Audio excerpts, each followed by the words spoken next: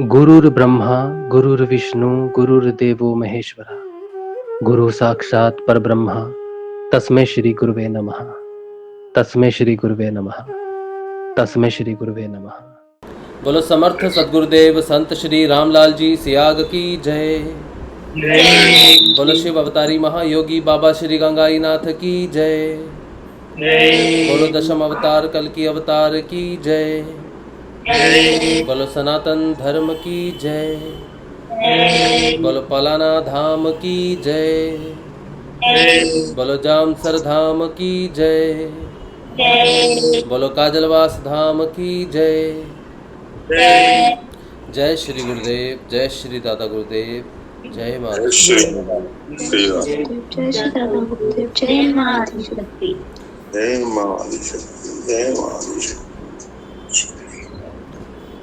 चलिए, शाम का जो सेशन हमारा रहता है थोड़ा बहुत गुरुदेव श्री रामलाल जी से आके सिद्ध योग की हम बात करते हैं। और गुरुदेव श्री रामलाल जी सियाग कल की अवतार है और उनका जो मंत्र है वो दो धारी तलवार है, जो हमारे अंदर से जो त्रिगुणात्मक गुण है उन तीन गुणों को सफाई करते हुए उन तीनों गुणों से हमें मुक्त करती है, मोक्ष की तरफ लेके जाने वाली वो ऐसी तलवार है। तो इसके बारे में हम बात करते हैं रोज़ थोड़ी बहुत। तो कल हमने विशेष बात की थी कि सिद्ध योग को अलग अलग नाम से जान सकते हो आप, क्योंकि जो शब्द है सिद्ध शब्द है उसकी हमने व्याख्या देखी थी कि सिद्ध का मतलब क्या है या सिद्ध होना क्या है। तो अलग अलग रूप से अलग अलग जो किताबें हैं या शास्त्र हैं उनमें वर्णन मिलता है कुंडलिनी योग का, पूर्ण योग का, महायोग का, राजयोग का, और अलग अलग चीज़ें हैं। अब ये जो डेफिनेशंस होती हैं, ये शब्द होते हैं, तो शब्दों को योगी जो है डिफ़ाइन खुद करता है। योगी स्वयं शब्दों को डिफ़ाइन करता है। जब वो किसी चीज़ को जानता है, किसी चीज़ के बारे में नई जानकारी हासिल करता है, तो उस जानकारी को वो अपने शब्दों में आगे रखता है। तो जैसे अभी हम अगर अपने परिवर्तन को देखें कि जो योग हम कर रहे हैं या जिस रास्ते पर हम हैं, तो वो रास्ता क्या है, तो उसके हिसाब से आप जितने भी साधक जुड़ोगे, आगे भी जुड़ेंगे, वो जब अपने हिसाब से अपना परिवर्तन देखेंगे और वो मूल तत्व को देखेंगे कि मूल परिवर्तन क्या चीज़ है, ऐसा क्या चीज़ है जिसमें उनका परिवर्तन हो रहा है, ऐसी कौन सी चीज़ है जिनमें उनका परिवर्तन हो रहा है, जिनमें उनका योग हो रहा है, तो वो समझ जाएंगे कि ये जो रास्ता है, इस रास्ते में जो नाम दिया गया है वो तो वैखरी से नाम दे दिया गया है, वैखरी शब्द से उसका महत्व दिया गया है। तो जैसे हमारे पास 4 वाणियाँ हैं, परावाणी है, पशंती वाणी है, मध्यमा है और वैखरी है। तो वैखरी में मैंने बोल दिया कुछ कि सिद्ध योग, महायोग, राजयोग, कुंडलिनी योग, हाँ, सनातनी योग, अद्वैत योग, तो ये मैंने वैखरी से बोल दिया। लेकिन मैंने जब बोला है तो इसको मैंने क्यों बोला है, अद्वैत योग अगर मैंने बोला तो मैंने क्यों बोला, क्योंकि मेरा परिवर्तन, मुझे ऐसा लग रहा है कि गुरुदेव अद्वैतवाद की दीक्षा देते हैं, अद्वैतवाद का गुरुदेव जो है रास्ता दिखाते हैं। और इस बात को ही वो अपने सेशंस में भी बोलते हैं गुरुदेव की अद्वैतवाद है, भारतीय योग दर्शन का मूल सिद्धांत अद्वैतवाद है। और कश्मीरी शैविज़्म भी ईश्वर के अद्वैतवाद की धारणा को ही बताता है कि ईश्वर अलग अलग रूप में अलग अलग कार्य करता है, लेकिन वो एक ही तत्व है। इसी तरह से गुरुदेव भी कहते हैं कि सब एक ही है, दो है ही नहीं, तो वह अद्वैतवाद की मूल बात करते हैं। तो अगर मैं कहूँ कि मेरा योग जो है वो अद्वैत के साथ हो रहा है, मैं अद्वैत सिद्धांत के ऊपर जा रहा हूँ, पहले मैं और ईश्वर अलग थे, अब मुझे ऐसा लग रहा है कि ईश्वर, मेरे अंदर जो आत्मा है वो ईश्वरीय अंश ही है और उस पर माया का आवरण है। तो मैं जब समझता हूँ कि मैं ईश्वर का ही अंश हूँ या स्वयं मेरी पूर्णता में ही ईश्वर है, तो वो अद्वैतवाद का सिद्धांत है, अद्वैतवाद पे चलता हूँ। तो मैं इस योग को अगर अद्वैत का नाम देता हूँ, अद्वैत योग का नाम देता हूँ, तो उसमें कुछ गलती नहीं है, उसमें कोई टीका टिप्पणी नहीं है। हाँ, कुछ लोग टीका टिप्पणी कर सकते हैं कि हाँ आपने बोला है, नहीं बोला, तो मेरा अपना रियलाइजेशन है, मेरा अपना रियलाइजेशन है। जैसे बहुत सारे साधु आते हैं, संत आते हैं, बहुत सारे योगी आते हैं, साधक आते हैं, वो अपने हिसाब से अपने मार्ग को डिफ़ाइन करते हैं कि उन्हें क्या मिला, क्योंकि ये तो अनंत गाथा है। इसको तो अब कबीर जी आए तो कबीर जी ने लिखा। अभी रिसेंटली मैं आपको बात बताता हूँ जो आज हुआ। आज हम अनहत नाद सुनते हैं, ठीक है, हम इसे हिंदी में अनहत नाद कहते हैं, अनहद नाद भी कहते हैं। इसे इंटरनल इंग्लिश में आनंदनाद नहीं कहते, इसे इंटरनल साउंड कहते हैं। आप ब्रिज में जाओगे ना, वृंदावन में जाओगे, वृंदावन में आप जिन लोगों को कान से आवाज़ आती है उनको पूछो क्या है ये, वो ना तो अनहदनाद बोलेंगे, ना इंटरनल साउंड बोलेंगे, ना अनहदनाद बोलेंगे। वो कहेंगे ये मनोहर की मुरली है, ये रास है, ये रास में कृष्ण जो मुरली बजाते हैं वो है। इसे सुनते ही मदहोशी छा जाती है, इसे सुनते ही गहरी निद्रा आ जाती है, और वही होता है। तो वो इसको कहते हैं कि ये रास की आवाज़ है। तो आप उसको डिनाई नहीं कर सकते, आप उनको बदल नहीं सकते, क्योंकि उनकी परसेप्शन, उनमें जो बदलाव आ रहा है, उनको जो दिया गया है, उनको जो समझाया गया है वैसे ही समझाया गया है। तो नाम चाहे उसे रास कह दो, चाहे उसे मुरली की मनोहर की मुरली कह दो, फिर नाद कह दो, अनहदनाद कह दो, और इसमें हमारे मुसलमान लैंग्वेज में तो, मुस्लिम लैंग्वेज में तो इसे कुछ इलाही, वांगे इलाही कहा गया है। तो वांगे इलाही कह दो, उसमें कुछ फ़र्क थोड़ी पड़ जाता है, वो चीज़ डिफरेंट थोड़ी हो जाती है। ठीक है, तो मेन मुद्दा जो कल जो डिस्कशन था उसी का ये भाग दूसरा मैं उसको कंटिन्यू करना चाहता था। ये तो सिर्फ नाम की बात है कि नाम अलग होने से सिद्धांत अलग नहीं हो जाता। ठीक है, मेरे को आप राजू शर्मा कहो या राज शिव कहो तो व्यक्ति बदल नहीं जाता, व्यक्ति तो एक ही रहता है ना। आप जितने भी अब लोग हैं उनके नाम बदलते, घर में आपको कोई कहेगा आपका नाम रमेश है, आपको घर में रमी कहेंगे।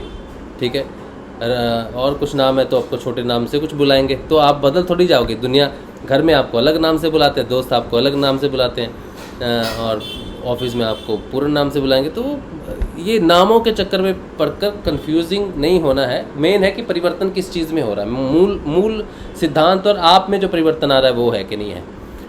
जितने भी ग्रंथ हैं, शास्त्र हैं, ये इसमें बहुत सारा ज्ञान लिखा हुआ है, मतलब टेक्निकली लिखा हुआ है, लेकिन सारा ज्ञान आपको अंदर से प्रकट होता है। तो जब आपको अंदर से प्रकट हुआ, अब आपके पास वो शब्द नहीं है उसको व्याख्यान करने के लिए। अब किसी को कहो मुझे एक आवाज़ आती है, वो आवाज़ क्या है उसे नहीं पता, लेकिन वो आवाज़ मदहोशी की है, वो अपने हिसाब से डिफ़ाइन करेगा। लेकिन जब वो किताबें पढ़ेगा उसे पता चलेगा कि इसे अनहदनाद कहते हैं। ठीक है, तो सिंक्रोनाइजेशन हो जाएगा, वो समझ जाएगा कि हाँ ये चीज़ वही है जो मेरे अंदर प्रकट हो रही है। तो सिद्ध योग जो है ऐसा एक योग है जिसमें अंदर का ट्रांसफॉर्मेशन है जो बाहर प्रकट होता है। ठीक है, उसको हम किस तरह से लिख के देते हैं, अब कोई कह दे नहीं ये तो मेंशन ही नहीं है। अच्छा, ये बात पहले होती थी, जो जब ये कहा ना, एक कहावत निकली इसी चीज़ से, जब लोग नहीं मानते अंदर के परिवर्तन को, बाहर के लोग एक्सेप्ट नहीं करते कि ये तो ऐसा नहीं लिखा हुआ। इस बात को गुरुदेव की किताब में बहुत ही सही तरीके से डिफ़ाइन किया है गुरुदेव ने इस बात को। अब मेरे पास किताब, मेरे पास यहाँ तो है नहीं, अब है इधर आओ जरा, एक मिनट मैं किताब मंगवा लेता हूँ, क्योंकि सीट से तो मैं नहीं उठूँगा। गुरुदेव की किताब है ना, वहाँ पर बाइबल की भविष्यवाणी है, वो एक मिनट ला दो मुझे। अच्छा, मैं देखता हूँ उसमें क्या बताया गया है, मैं वैसे बता देता हूँ आपको, किताब में मेंशन्ड है वो, उसमें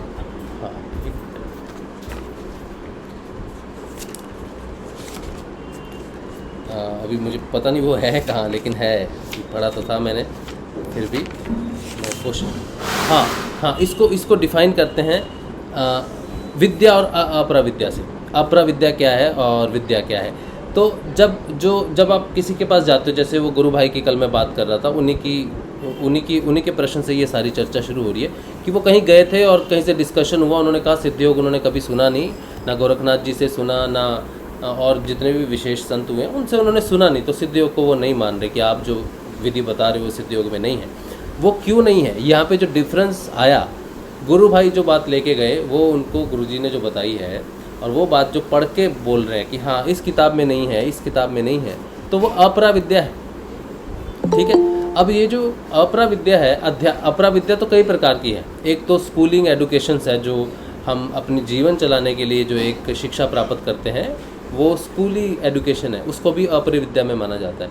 अब जो आध्यात्मिक शास्त्र ग्रंथ है, जिसमें सारे ग्रंथ लिखे हुए हैं, हमारे ऋग्वेद है, यजुर्वेद है, और दूसरे वेद हैं, 108 उपनिषद हैं, ब्रह्मत्रयी बोलते हैं इसको, गीता है। तो ये सारी चीज़ें, इनको क्या कहा जाता है, इनको भी अपराविद्या में ही माना जाता है, ये भी अपराविद्या में आता है। लेकिन इनको हम क्या कहते हैं, अक्षर ब्रह्म।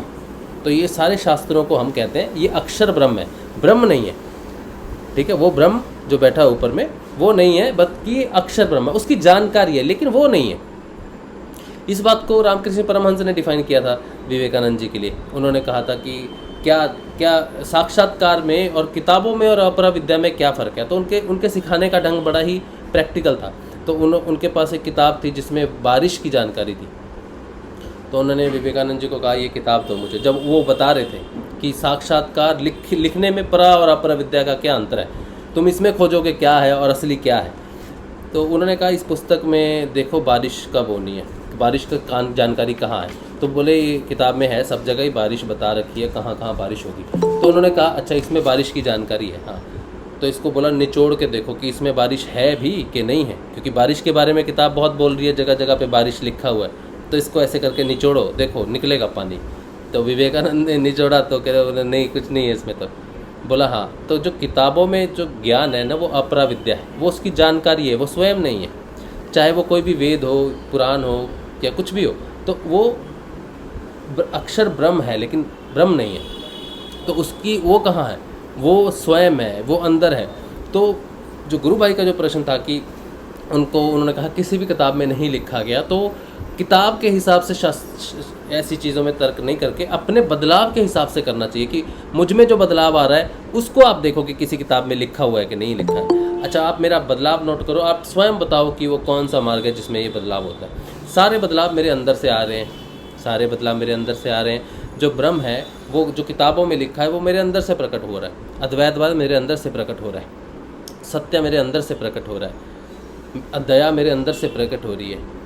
मैं देख रहा हूँ कि मेरी ऊर्जा ऊपर उठ रही है और मेरे को मुद्राएं लग रही हैं, और मैंने कभी किसी योग का ज्ञान प्राप्त नहीं किया, फिर भी मुझे योग मुद्राएं लगती हैं। अलग अलग प्राणायाम होते हैं, अलग अलग होते हैं, अलग अलग मंत्रों का उच्चारण होता है। जो लोग बाहर से पढ़ के करते हैं वो सारा मुझे अंदर से हो रहा है। तो फिर ये क्या वर्णन है, ये इस योग को क्या कहते हैं? जो स्वयं हो, जो स्वयं घटित हो, उस योग को क्या कहते हैं? आप उनसे पूछो, फिर वो बताएंगे अच्छा ये परिवर्तन आप में है। तो फिर अभी वो तो खोजी हैं, उन्होंने सब पढ़ा रखा है, तो वो आपको बताएंगे कि ये किस किताब में क्या वर्णन है। तो आपको बोला हाँ बस किताब में इस रूप से वर्णन है, जिस नाम से मैं इसे जानता हूँ वो सिद्ध हो गया, जिस नाम से आप इसे जानते हो वो ये है जो आप बोल रहे हो। तो आप अपना परिवर्तन बताओ उनको, आपके पास तो साक्षात्कार है उस चीज़ का। आप अपने साक्षात्कार को जब लिखोगे उसका हेडिंग कुछ भी दे दोगे, लेकिन जब उसकी डिस्क्रिप्शन देखोगे तो जो व्यक्ति जानता है इस बारे में बोलेगा हाँ ये चीज़ है। इसी तरह से विभिन्नताएँ हैं, नाम में विभिन्नताएँ आ जाती हैं। ठीक है, इसे कहते हैं कि जब हम द्वैतवाद और असमानता, सबसे नीचे का जो स्तर है मन का, वो स्तर जिसमें ट्रांसफॉर्मेशन हो सकता है, जिसको ट्रांसफॉर्म किया जा सकता है, उसकी जो आखिरी अवस्था है वो है द्वैतवाद। दो हैं और अलग अलग हैं, छोटा बड़ा है। ठीक है, तो यहाँ से ट्रांसफॉर्मेशन शुरू होता है। आज का जो मुख्य भाग मैं करना चाहता था इस सेशन के साथ कि सिद्ध योग जो है, महायोग जो है, इसका जो सिद्धांत है, ये जो कार्यविधि है, ये जो क्रियात्मक बदलाव है, ये किस तरह से आता है एक्चुअल में। सिद्ध योग में हम कौन से रास्ते से जा रहे हैं, या क्या प्रोसेस है, या कैसे बदलाव आता है, उस सिद्धांत पे कल मुख्य बात की थी कि क्या है, उसको कैसे जानते हैं। आज ट्रांसफॉर्मेशन की बात करेंगे मुख्यतः। ट्रांसफॉर्मेशन मतलब कि कल मैंने जैसे बात की थी कि सबसे पहले आपका जो बदलाव है वो मन का है। ऊपर से जब बदलाव होना, घटित होना शुरू होता है, मन का है, फिर प्राण का है, फिर नीचे के तीन जो चक्र हैं जिन्हें फिजिकली आप डिस्क्राइब कर सकते हो, फिर आपके शरीर का परिवर्तन है। ठीक है, तो यहाँ से शुरू होता है परिवर्तन, नीचे जाना शुरू होता है। ये सिद्ध योग में घटना घटती है कि हमें अंधकार को उजाले में लाना है, जो नीचे है, जो जड़ तत्व है, ठीक है, उसको जागृत करना है, उसको सचेतन करना है। जहाँ पे चेतना, हृदय से ऊपर चेतना है, ठीक है, हृदय से ऊपर चेतना है, हृदय से नीचे जो है अचेतन है, जड़ है, नीचे अंधकार है, सब कुछ नीचे। हम अंधकार का मतलब है कि मैं अपने बारे में नहीं जानता कुछ भी, मैं कहाँ जा रहा हूँ, कल क्या होगा, अगले क्षण क्या होगा, ये अंधकार है पूरा। यानी कि जो टाइमलाइन है, जिस टाइमलाइन में हम निवास करते हैं कि मेरा जन्म तब हुआ, लेकिन मुझे पता नहीं कि क्या होगा। जो बीत चुका उसके बारे में मैं जानता हूँ, आने वाले के बारे में मैं नहीं जानता। तो अंधकार है। तो ये जो टाइमलाइन है, ये जो समय की शुरुआत है, ये कहाँ से है? समय की शुरुआत हृदय से होती है और वो नीचे ही है, हृदय से ऊपर समय नहीं है। जन्म और मृत्यु हृदय से नीचे है, हृदय से ऊपर ना जन्म है ना मृत्यु है। हृदय से ऊपर का इंसान जो है वो समय से बाहर है, ऊपर है, आत्मिक है। आत्मा समय में नहीं बंधती। वो किसी शरीर में तो हो सकता है, लेकिन उसकी चेतना जो है वो समय से बाहर की होने शुरू हो जाती है, शुरुआत हो जाती है यहाँ से समय से बाहर निकलना।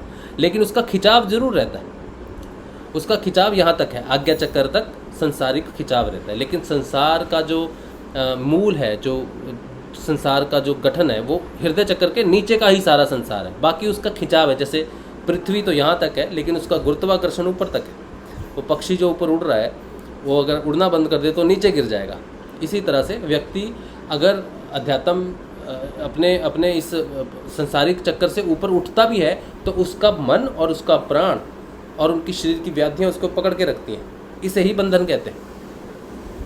अब इसमें दो तरह के लोग हैं। एक तो जो हृदय से ऊपर जो साधना करते हैं, जिनकी चेतना जागृत होती है, वो हृदय से ऊपर है, लेकिन बंधन रहते हैं नीचे, मन का और प्राण का मुख्यतः। शरीर तो है ही, शरीर है तभी आदमी है, लेकिन मन और प्राण का मुख्य बंधन रहता है, जिसकी वजह से वो है तो ऊपर, लेकिन वो जुड़ा रहता है नीचे, कभी भी नीचे गिर सकता किसी भी बंधन की वजह से।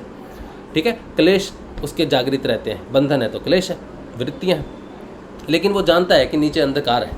तो जो सिद्ध योग, जब हमारे पास ये सिद्ध योग आया है, तो हम ऊपर असेंड तो करते ही हैं। मतलब ऐसा नहीं कि हम सिर्फ नीचे जा रहे हैं, असेंड तो हम ऊपर करते ही हैं, क्योंकि उसके बिना तो उजाला जो हमें दिखेगा नहीं।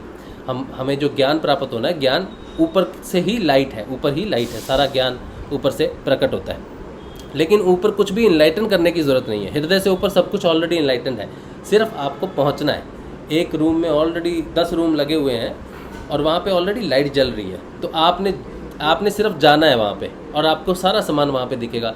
ये यहाँ पे अलमारी है, ये यहाँ पर कोई टूल रखा है, स्टूल रखा है, या यहाँ पर चेयर है, कुर्सी है, टीवी है, ये सब है, सामान है, वो सब ऑलरेडी आपको दिखेगा। वो ज्ञान हो गया, आपको उस जगह का ज्ञान हो गया, बस आपको जाना पड़ेगा वहाँ पर। वो कहते हैं चेतना का ऊपर उठना। फिर नीचे के इस तरफ के 10 कमरे हैं, उनमें सब में अंधकार है। अब जब आप पहले उसमें जाओगे तो फिर आपको वो अंधकार ही मिलेगा, लेकिन क्योंकि आपके पास ऊपर का ज्ञान है, रोशनी है, तो नीचे ऊपर की रोशनी आप नीचे लेके जाओगे। पहले रूम में, दूसरे रूम में, तीसरे रूम में रोशनी करोगे, लेकिन वो रोशनी टेम्परेरी है। जैसे ही आप ऊपर आओगे ना, तो वो वापस अंधकार है। जब आप जाओगे रोशनी के साथ, जहाँ तक आप जा सकते हो, चेतना रोशनी जा सकती है, वहाँ तक आपको दिखेगा, वापस आते ही वो अंधकार है। अब लास्ट रूम जो है, सबसे लास्ट रूम है, उसमें एक स्विच है, उसमें एक स्विच है जो अदृश्य है, और उस स्विच को ऑन ऑफ नहीं किया जा सकता कि आप गए और आपने ऑन कर दिया, क्योंकि अगर ऑन हो सकता तो फिर ऑफ भी हो सकता है। तो ऐसा स्विच नहीं है, लेकिन फिर भी वहाँ पे एक दरवाज़ा है, कह लो। ठीक है, एक वो दरवाज़ा है जिससे वो परमानेंटली ग्लो करेगा, परमानेंटली हमेशा के लिए इनलाइटन हो जाएगा, नीचे के जितने भी केंद्र, लेकिन सबसे लास्ट में है वो। तो वहाँ जितना नीचे जाएंगे उतना अंधकार में भी हम लोग जा रहे हैं। तो सिद्ध योग जो है, जो हमारा जो परिवर्तन है, वो ऋषि अरविंदो के मुताबिक हमारा परिवर्तन नीचे जाने का है। लेकिन इस समय अगर मैं ऐसे ही नीचे चले जाऊँ, बिना जागृति के मैं नीचे चला जाऊँ, तो इस मन के साथ जो अभी मेरे मन में है, जिसमें बंधन है, जिसमें क्लेश है, जिसमें खिंचाव है, तनाव है, उससे अगर मैं चला जाऊँ, यानी कि आज्ञा चक्कर से नीचे एक मन का निवास है, एक प्राण का निवास है, अगर उस मन और प्राण से मैं नीचे के चक्रों में चला जाऊँ रोशनी करने के लिए, तो मैं घातक डिप्रेशन से, तामसिकताओं से घिर जाऊँगा, वो मुझे आने नहीं देंगी ऊपर। तो ये जो साधारण मन है, ये कमज़ोर है, बहुत कमज़ोर मन के साथ उस दरवाज़े को, उस लास्ट दरवाज़े को खोलकर, उसमें जो दरवाज़ा है जो दिखता नहीं है लेकिन फिर भी है, बस वहाँ पे पहुँचनी चाहिए वो चीज़, लेकिन वो इस मन से, इस हिसाब से, इस प्राण से आप ना उस स्विच को ऑन कर सकते हो, कुछ नहीं कर सकते, वो अदृश्य है, समझ लो। तो ये मन के साथ आप नीचे नहीं जा सकते, लेकिन जो यात्रा है वो नीचे जाने की ही है। तो शुरुआत होती है जब सिद्ध योग की, नीचे जाना है तो आपको पहले अपने मन में परिवर्तन करना है, क्योंकि ये मन जड़ से जुड़ा हुआ है बहुत बुरी तरह से। तो और नीचे जड़ का साम्राज्य है, ठीक है। इसकी उत्पत्ति आप समझ लो कि ऐसे जड़ से है जो इसको फटाफट घेर लेता है, बहला लेता है, आने नहीं देगा उसको। अब श्री श्री अरविंदो जो पद्धति बताते हैं, ट्रांसफॉर्मेशन की जो पद्धति बताते हैं, वो मन का ट्रांसफॉर्मेशन सबसे पहले है। अब ये मन का ट्रांसफॉर्मेशन क्या है, ये बहुत मुख्य है। सबसे मुख्य ट्रांसफॉर्मेशन जो समझने वाली बात है, जो सिद्ध योग में है, जो सिद्ध योग का सिद्धांत है, वो सबसे पहले ट्रांसफॉर्मेशन मन का है। वो ट्रांसफॉर्मेशन क्या है और मन क्या है वो आप जानो। सबसे पहला ट्रांसफॉर्मेशन, साधारण मन जो है वो कहता है, जैसा अभी मैंने बताया कि द्वैतवाद है, दो हैं, नेगेटिव पॉजिटिव। अब उसको नेगेटिव पॉजिटिव को आप कई रूप से डिस्क्राइब कर सकते हो। स्त्री और पुरुष दो हैं, एक नकारात्मक शक्ति, एक सकारात्मक शक्ति, दो है। सकारात्मक बड़ी है, नकारात्मक छोटी है। या कुछ लोग कहते हैं नकारात्मक बड़ी है, सकारात्मक छोटी है। या कुछ कहते हैं नहीं, नकारात्मक भी है, सकारात्मक भी है, बराबर चलती हैं, ये भी बोलते हैं। ठीक है, तुम अलग हो, मैं अलग हूँ, मैं अच्छा हूँ, तुम बुरे हो, मैं सब जानता हूँ, तुम नहीं जानते, या तुम जानते हो, मैं नहीं जानते, आप बहुत बड़े हो, मैं बहुत छोटा हूँ, या मैं सही चल रहा हूँ, वो गलत चल रहा है। ये सारी चीज़ें द्वैतवाद को दर्शाती है। ये साधारण मन है। इस संसार पे, इस पृथ्वी पे, इस धरा पे, चाहे कोई साधक है, कोई योगी है, कोई दोस्त है, कोई भी है, अगर वो द्वैतवाद की बात करता है, अगर वो कहता है कि दो है और अलग अलग है, ऊपर नीचे है, ज़्यादा कम है, तो समझ लो साधारण मन का मालिक है। एब्सोल्युटली ग्राउंड मन है उसका। ग्राउंड का मतलब साधारण मन है, उसमें कोई भी परिवर्तन अभी तक घटित नहीं हुआ है। चाहे वो हजारों साल से तपस्या कर रहा है, नाम जप रहा है, कुछ भी कर रहा है, लेकिन अगर द्वैतवाद है और दोनों ऊपर नीचे हैं, ज़्यादा कम है, तो वो साधारण मन की निशानी है। यानी कि नीचे का कोई भी केंद्र जागृत नहीं हुआ। इवन हृदय में प्रवेश करना भी अभी तक संभव हुआ नहीं, क्योंकि हृदय प्रवेश ही नहीं देता। क्योंकि हृदय जानता है कि अगर व्यक्ति अध्यात्म के नाम पर हृदय में इसलिए प्रवेश कर जाए कि द्वैत है, दो अलग अलग हैं, तो इसका नाश पक्का है। तो वो हठ योग से प्रवेश करने वाले व्यक्ति जो है वो बहुत बुरी तरह फंस जाते हैं। हठ योगी, हठ योग में भी एक बहुत अच्छा गुरु होना चाहिए जो बहुत संभाल के आपको अंदर लेके जाए। इसीलिए ये परंपरा चलित हो गई कि गुरु जीवित होना चाहिए। कुछ लोग कहते हैं कि गुरु, हमने सुना है कि गुरु जीवित होना चाहिए, बिना गुरु के हो नहीं सकता, और ये बात सत्य है। ये बात सत्य मन के आधार पर है कि हमारा मन द्वैतवाद में रहता है, इनइक्वालिटी में रहता है, तो गुरु हमें पग पग पे संभाल के लेके जाता है। इसलिए गुरु का सशरीर होना बहुत ज़रूरी है अगर आप हठ योगी हो तो, या अन्य कोई योग है तो। लेकिन सिद्ध योग जो स्वयं घटित होने वाला योग है वो आपको कभी परमिशन नहीं देगा, क्योंकि जो घटित हो रहा है अंदर से हो रहा है। आपको बाहर से परमिशन देने वाला कोई भी नहीं है, बाहर से अंदर ले जाने वाला कोई भी नहीं है। वो अंदर ही बैठा है जो अंदर ही आपको बुलाएगा, लेकिन वो तब तक आपको नहीं लेके जा सकता अंदर जब तक आपके मन में परिवर्तन ना हो। तो सबसे महत्वपूर्ण घटना सिद्ध योग में जो घटती है, सबसे महत्वपूर्ण स्टेप पहला जो है वो है मन में सत्य की धारणा हो जानी। सत्य की धारणा होते ही मनुष्य में द्वैतवाद तो रहता है कि दो है, क्योंकि ये लंबा सिलसिला है, लेकिन वो ये जानता है कि एक सत्य ही है। एक सत्य के आधार पर जब वो देखना शुरू करता है तो वो द्वैतवाद में रहता है कि ये भी तो है, ये भी तो है, ये भी चीज़ें हैं, लेकिन वो इक्वालिटी में आ जाता है। मतलब दो अलग अलग दिखने वाले सत्ता एक ही परम सत्ता है जो अलग अलग दिखती है, इसलिए वही सब में निवास करती है, लेकिन अलग अलग दिखते हैं, उसको द्वैतवाद रहता है, लेकिन इक्वालिटी आ जाती है। इक्वालिटी मतलब वही सब में है सत्य, तो वो सबको बराबर देखना शुरू करता है। भेद खत्म हो जाता है यहाँ पर, झूठ खत्म हो जाता है यहाँ पर। पूरी तरह तो नहीं होता, लेकिन खत्म होना शुरू हो जाता है। ठीक है, दो आँखों से एक दृष्टि प्रकट होती है, दो कानों से एक स्वर प्रकट, एक श्रवण प्रकट होता है, दो नासिकाओं से एक सुषुम्ना का प्राप्त होता है। अद्वैतवाद में प्रवेश करता है वो, सुषुम्ना में प्रवेश करता है वो। जब तक व्यक्ति द्वैतवाद में है तब तक अलोम विलोम में ही फंसा रहता है। ये द्वैतवाद की निशानी है। जब तक प्राणायाम है जब तक द्वैतवाद बाकी है। ठीक है, तो जब मनुष्य रियली प्रवेश कर जाता है, अद्वैतवाद में प्रवेश करता है, तो सुषुम्ना में प्रवेश करता है। सुषुम्ना में प्रवेश किया वाला व्यक्ति भी सुषुम्ना में प्रवेश किया वाला व्यक्ति भी द्वैतवाद में रहेगा जब तक वो कहेगा कि दो है लेकिन सेम है, तो वो कर जाएगा, प्रवेश कर जाएगा उसमें। अलोम विलोम आपको होगा, उसमें होगा अलोम विलोम, ठीक है। क्योंकि सुषुम्ना में जो दूसरी स्थिति जो सिर्फ प्रवेश करने की स्थिति है वो अधिमन की है। अधिमानसिक देव जब उसको टच कर लिया आपने और उसने अपने आप में परिवर्तन शुरू कराया, उसके चरणों से जो परिवर्तन शुरू हुआ, आप उसके चरणों से टच हो तो परिवर्तन शुरू हुआ, तो अद्वैतवाद में प्रवेश जरूर कर लिया, लेकिन दो हैं तो इक्वल है, दो है इक्वल है, लेकिन आपने मानना शुरू कर दिया कि एक ही सत्ता है। समझते हो ना, अद्वैतवाद द्वैतवाद बार बार बोल रहा हूँ मैं। अद्वैत का मतलब है जो एक ही, एक, दो नहीं, एक, लेकिन इक्वल है, दो दिखने वो चीज़ है। तो एंटर कर गया सुषुम्ना में, अलोम विलोम उसका चल रहा है, तो ट्रांसफॉर्मेशन शुरू तो हो गया एटलीस्ट। हाँ, हठ योगी तो सिर्फ अलोम विलोम करते हैं, अभी तो वो सुषुम्ना में घुसे ही नहीं, वो तो बाद में क्रिया योग के बाद में घुसते हैं, ठीक है। लेकिन सिद्ध योगी जो होता है, जो अंदर से घटित होता है, वो प्रवेश कर जाता है। ये पहली स्थिति है, पहला पड़ाव है, और ये बहुत लंबा चलता है पड़ाव। और इसके बाद जो है दूसरा पड़ाव है जो बहुत अहम है, जो एक्चुअल में आपको भौतिकता से बाहर लेके जाता है। ये 4 चक्रों से एक्चुअल में जो ऊपर उठाता है। हृदय में प्रवेश किया आपने अद्वैतवाद और इक्वालिटी के साथ, अद्वैतवाद इक्वालिटी के साथ हृदय में प्रवेश कर दिया, सुषुम्ना में प्रवेश कर दिया, यहाँ तक चलेगा।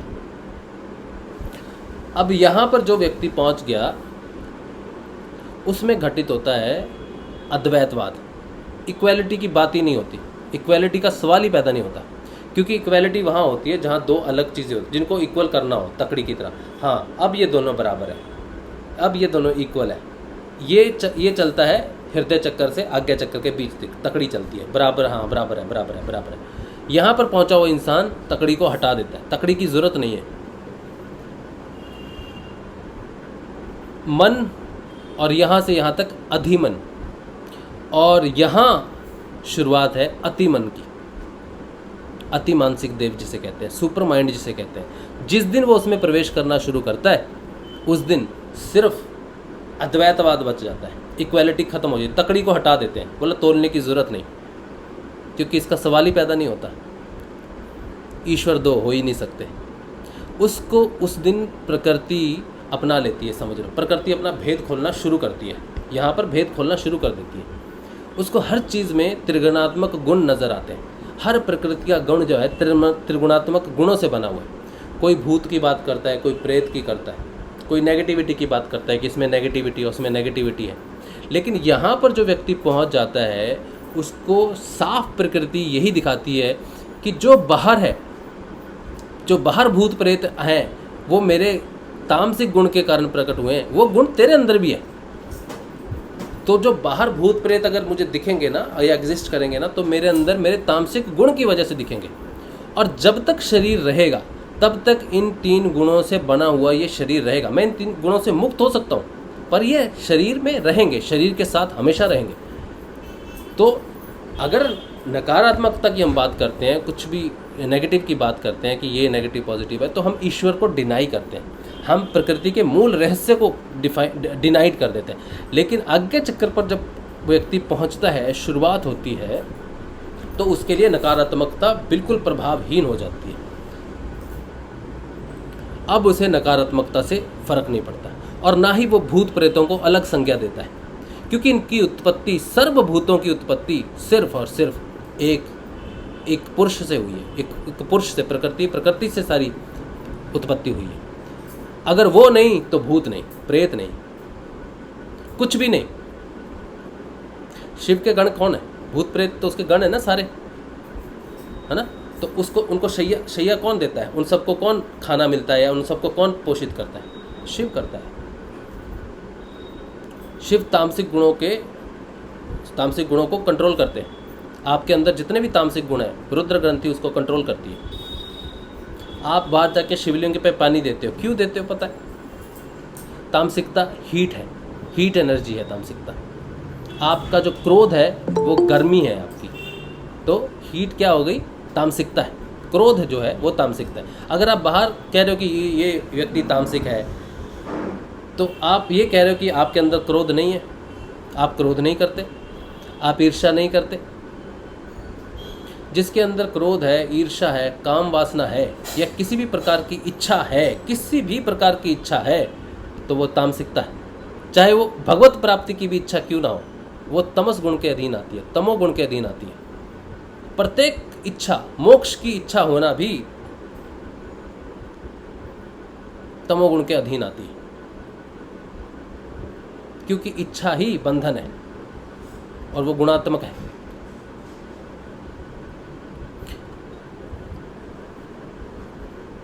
जब कृष्ण कहते हैं कि निष्काम कर्म कर, फल की इच्छा मत कर, तो वो आपको तमोगुण से मुक्त करते हैं, हर प्रकार की इच्छाओं से मुक्त करते हैं। तू मेरी सेवा कर, लेकिन फल की इच्छा मत कर कि मैं प्रभु की सेवा कर रहा हूँ मुझे मोक्ष मिलेगा। वो कहते हैं इच्छा मत कर, क्योंकि इच्छा तुझे बांध देगी। तो इच्छा कितनी भी पवित्र क्यों ना हो, कितनी भी सुखदायी क्यों ना हो, कितनी भी कल्याणकारी क्यों ना हो, वो आपको मुक्त नहीं होने देगी। वो प्रकृति का गुण है। तो जो कहता है कि कोई व्यक्ति, पर्टिकुलर व्यक्ति तामसिक है और खुद कहे कि मुझ में ऐसी कोई चीज़ नहीं, ना मुझ में अहंकार है, ना क्रोध है, ना ईर्ष्या है, ना ही कंपटीशन है, ना ही मैं किसी प्रकार की किसी भी चीज़ को इच्छा है मेरी, ना जीने की इच्छा है, ना मृत्यु का भय है। अगर ऐसी अवस्था में कोई कहे तो उस व्यक्ति को मुक्त जानना चाहिए, तमोगुण से मुक्त जानना चाहिए। अब वो तमोगुण के प्रभाव से मुक्त हो गया, फ्री हो गया। लेकिन अब हम संसार में सिर्फ ईश्वर का कार्य करने के लिए ही हैं, ये रजोगुण है। फिर रजोगुण में फंसता है आदमी। रजोगुण और भी सूक्ष्म है। तमोगुण या तो दिख जाता है या लोग दिखा देते हैं आपको। रजोगुण जो है, रजोगुण अभिमान पैदा कर देता है कि मैं कार्य कर रहा हूँ, मैं उसका यंत्र हूँ। ऋषि अरविंदो कहते हैं कि पैसिव यंत्र बनो, एक्टिव यंत्र नहीं कि मैं कर रहा हूँ, ये कर रहा हूँ, मैं एक्टिवली कर रहा हूँ। पैसिव बनो कि पत्थर की तरह पड़े हुए हो, राम आएंगे ठोकर मारेंगे और किसी काम में लग गए। वो बेकार जो पत्थर पड़ा था, भगवान की ठोकर से लुढ़क के कहीं लग गया, जाके किसी काम लग गया। किसी पेड़ झुका हुआ था, उसका सहारा बन गया जाके, तो काम में लग गया। तो पत्थर की तरह पैसिव होना चाहिए यंत्र को, एक्टिव नहीं होना चाहिए कि आज हम जाएंगे, आज मैंने ये करना है, आज मैंने वो करना है, ये करूँगा वो करूँगा, ये नहीं होना चाहिए। इससे क्या होता है, आपका भविष्य जो है ख़त्म हो जाता है। भविष्य की सारी योजनाएं ख़त्म हो जाती हैं। मैं कल ये करूँगा, मैं कल प्रिपेयर करूँगा। एक्टिव यंत्र ऐसा सोचता है। पैसिव कहता बस आज ही अभी है, जो करना है करवा लो, कल किसने देखा है, क्या होगा कल किसको पता है। उस मालिक का है, उसने भेजना है नहीं भेजना है, क्या करना है नहीं करना है, हमें क्या पता कल क्या होने वाला है। जो अगर आप पैसिव यंत्र बनोगे ना, तो गुरुदेव आपसे इतना प्रचार करवाएंगे, आप प्रचार कर ही नहीं सकते। सोचो, कलकत्ता में गुरुदेव ने 5 लोगों को चुना है। मेरे घर के आसपास 5 लोग ऐसे हैं जिनको गुरु की प्राप्ति होनी है। अब आप ये सोचो, क्या मुझे पता है वो 5 लोग कौन है इस एरिया में? कैसे पता होगा मुझे? नहीं पता होगा मुझे। ऐसी कोई दिव्य दृष्टि नहीं है कि पता चल जाए वो क्योंकि मैं नहीं चुन सकता गुरुदेव के लिए। गुरुदेव ये आपका शिष्य बनना चाहिए, गुरुदेव इसको मैं बता रहा हूँ, इसको चुन लो। मेरा अधिकार नहीं है। चुनने वाला वो बैठा है, वो चुन लेगा कि ये 5 मेरे शिष्य बनेंगे। और आसपास मेरा कोई यंत्र बैठा है क्या, पैसिव यंत्र बैठा है क्या, मेरा कोई पत्थर बैठा है क्या, तो पत्थर को लुढ़का देंगे, जा आज उस तरफ जा। वो उधर जाएगा और उस पत्थर पे राम लिखा रहेगा, और वो राम उन 5 को ही दिखेगा, सिर्फ बाकियों को नहीं दिखेगा।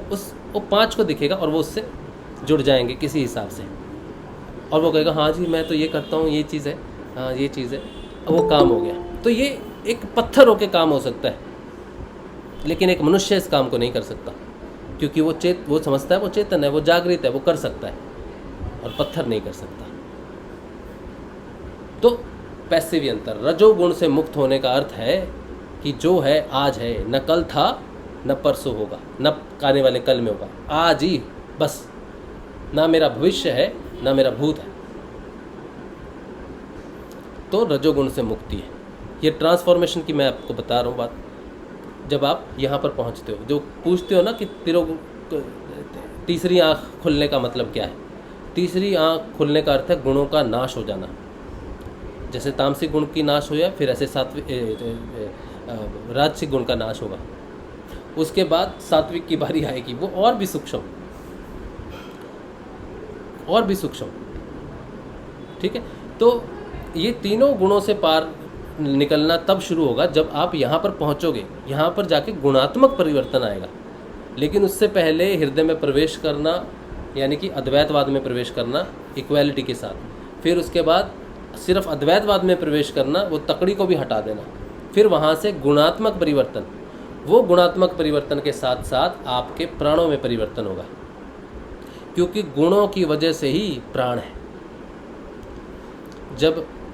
जब सृष्टि प्रकृति की रचना हुई, चित्त का जब निर्माण हुआ, तो सबसे पहले प्राणों का निर्माण हुआ। तो सबसे सूक्ष्म जब आप जाते हो तो वो प्राण है। अगर प्राण जब त्रिगुणात्मक परिवर्तन हो रहा है लेकिन पूरा घटित नहीं हुआ, तब प्राणों में भी परिवर्तन चल रहा है, इमोशनल डिटैचमेंट होता है उस समय। यहाँ से हृदय से जब उठे, द्वैतवाद में यहाँ तक पहुँचे, तो वैराग्य में घुसे। यहाँ पर जो परिवर्तन हो रहा है वो वैराग्य का पर वैराग्य में हो रहा है। पर वैराग्य का अर्थ है, पहले मैं सोचता था कि यार मैं मीट अंडा खाता हूँ, मुझे छोड़ देना चाहिए, अच्छी चीज़ नहीं है, साधक हूँ, कैसे खाऊंगा, ये सब है वो सब, मुझे छोड़ देना चाहिए। या इच्छा हुई, मैंने कंट्रोल किया, यार नहीं ठीक, अच्छी बात नहीं है। या किसी पे गुस्सा आ गया, बहुत गुस्सा, तीव्र गुस्सा आ गया, मैंने कंट्रोल किया, मैं साधक हूँ, ये गुस्सा आ रहा है, मैं देख रहा हूँ कि ये गुस्सा है, ये काम है, ये इच्छा है, ये गलत है, मैं देख रहा हूँ, मैं कंट्रोल कर रहा हूँ। तो ये वैराग्य की स्थिति है कि चीज़ प्रकट तो हुई लेकिन मैंने उसको कंट्रोल कर लिया। तो ये हृदय से आज्ञा चक्र तक की स्थिति, प्रकट हो जाएगी चीज़ वो, क्योंकि खिंचाव, मैंने बोला ना, खिंचाव रहता है यहाँ पर, माया नीचे है, उसका खिंचाव यहाँ तक रहता है, तो आपको दिखने लग गया। लेकिन क्योंकि यहाँ से यहाँ तक उजाला है, इसलिए माया का प्रभाव दिखने लग गया। लेकिन माया प्रभाव प्रकट तो कर रही है, गुस्सा तो आ रहा है, काम तो आ रही है, इच्छा तो आ रही है, ईर्ष्या तो हो रही है, ग्लानि तो हो रही है, भविष्य तो देख रहे हो, सोच रहे हो भविष्य के बारे में, ये वो है, और थोड़ी बहुत इच्छाएँ रहती हैं।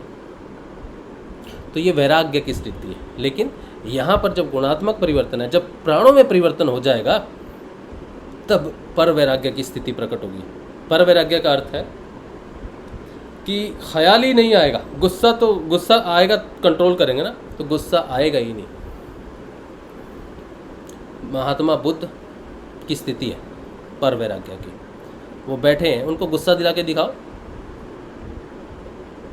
नहीं आएगा। महात्मा बुद्ध को गुस्सा आएगा? नहीं आएगा। इसीलिए उनको महाआत्मा कहते हैं। तो वो जीवित हैं लेकिन महाआत्मा की स्थिति में है, उनको गुस्सा नहीं है, वो त्रिगुणात्मक से परे हैं। सत्व में भी गुस्सा है, सत्विक अहंकार जिसे बोलते हैं। संत जो वचन करते हैं, वाणी करते हैं, उनको गुस्सा आ जाता है। वो वाणी करते करते सत्संग में भी गुस्सा कर लेंगे।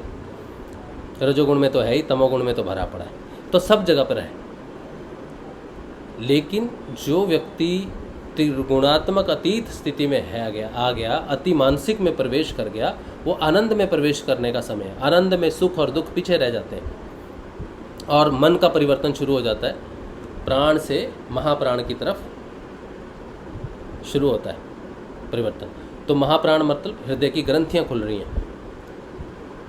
तो हृदय की ग्रंथि जब महाप्राण में प्रवेश कर लिया, तो आप यहाँ पर बैठे हो। जिस दिन आपने प्राण सिद्ध कर लिए, जिस दिन प्राण सिद्ध हो गए, उस दिन आप यहाँ पर बैठे हो और 5 शिष्य गुरुदेव ने चुन लिए। फिर आपको पता चल जाएगा कि वो 5 शिष्य कौन से। ये प्राणों की विजय है। मन को जीत लिया त्रिगुणात्मक से बाहर, प्राणों को जीत लिया तो सृष्टि को जीत लिया आपने पूरा। प्राणों को जीत लिया, सब में प्राण एक ही है, सब में एक ही प्राण व्याप्त है। समुद्र की एक एक बूंद सब में डाली हुई है। वो समुद्र पा लिया आपने, तो वो बूंद का रहस्य आपने पा लिया।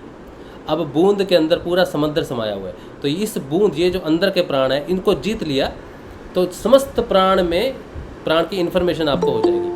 अच्छा, ये जो चीज़ है, ये जब डेवलप होती है ना चीज़, प्राण जब डेवलप होती है तो एक साथ नहीं डेवलप होती, ये रेंज होती है।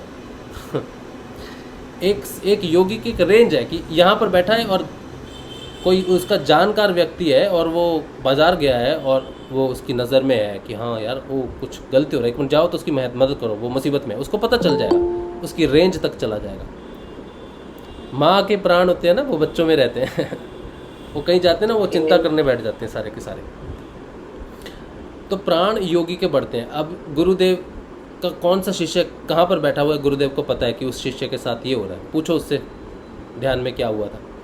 तो इसका अर्थ है कि गुरुदेव के जो प्राण हैं वो समिष्ट प्राण हैं पूरे के पूरे, तो उनको शिष्य कहीं भी बैठा है कुछ भी कर रहा है उनको उसकी जानकारी हो जाती है। तो प्राण वहाँ बैठे बैठे कैसे गुरुदेव को पता चल गया? थोड़ी कोई गुरुदेव ने दूरबीन लगाई है। तो गुरुदेव का क्या है, मन त्रिगुणात्मक अतीत में चला गया और प्राण समिष्ट प्राण में परिवर्तित हो गए। तो सबके मन की स्थिति और सबके प्राणों की स्थिति, क्या कौन कर रहा है, किधर है, क्या चल रहा है अंदर, कब तूने सच्ची प्रार्थना की। अब गुरुदेव को कैसे पता चलेगा कि मैंने सच्ची प्रार्थना की कि नहीं की? अगर वो समिष्ट प्राण में है, अगर वो सर्वभूतों में है, सर्व प्राणों में है, तभी उसको पता चल सकता है कि ये पर्टिकुलर साधक है मेरा और ये मुझे पुकार रहा है। ईश्वर को कैसे आपकी पुकार सुनती है, कैसे वो सच्ची पुकार सुनता है? उसका माध्यम क्या है, कम्युनिकेशन क्या है सुनने का? आपसे वहाँ तक कम्युनिकेशन प्राण के माध्यम से।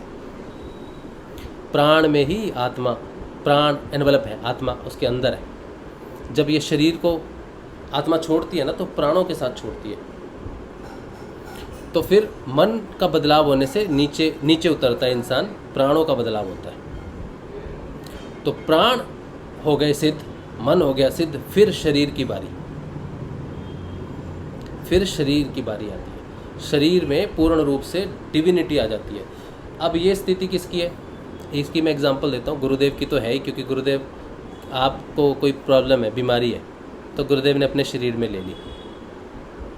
ठीक है, इसका अर्थ है कि आपका शरीर उनके कंट्रोल में है। वो इस शरीर की व्यथा इसमें भी ले सकते हैं। उनके लिए अब पार्थिव नहीं रहे, अलग अलग नहीं रहे। वो समिष्ट जगत जो है, चराचर जो है, मैटर जो है, अब वो मैटर में है। वो किसी भी मैटर का ठंडी गर्मी दुख सुख अपने ऊपर ले सकते हैं। इसीलिए गुरु अपने शिष्यों का दुख अपने ऊपर ले लेता है, बीमारियां अपने ऊपर ले लेता है। एक बच्चा बीमार होता है, माँ उससे इतना स्नेह करती है, पिता उससे इतना स्नेह करता है, लेकिन क्या माता पिता अपने बच्चे की बीमारी ले सकते हो अपने ऊपर? नहीं ले सकते, क्योंकि ये विज्ञान वहाँ काम नहीं करता। प्राणों तक तो माँ बाप का काम कर जाता है, लेकिन स्थूल में नहीं करता, क्योंकि ये पूर्ण रूप से जड़ है, पूर्ण रूप से जड़ है।